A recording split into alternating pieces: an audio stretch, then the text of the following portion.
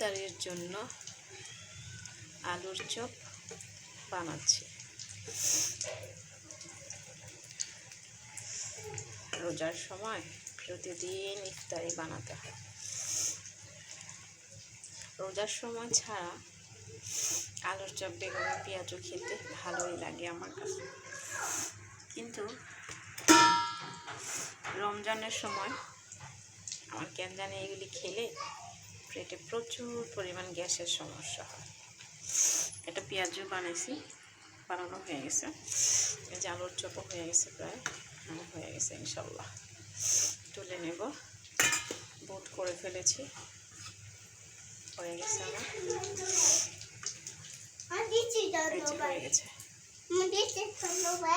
এই যে আমু ইফতারি বাঁচতেছে তো, সেটার গন্ধ পাইতেছে। এই যে আমার আলুর চপ হয়ে গেছে।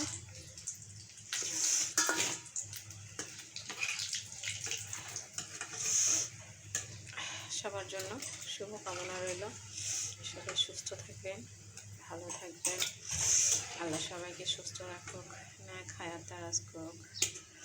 সবার জন্য এই কামনা করে শেষ করতেছি।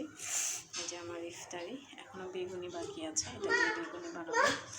জি জি জি মা, জি মা। এখন কোলে না, আম্মু কাজ করতেছি, এখন কোলে নিতে পারবো না, আম্মু কাজ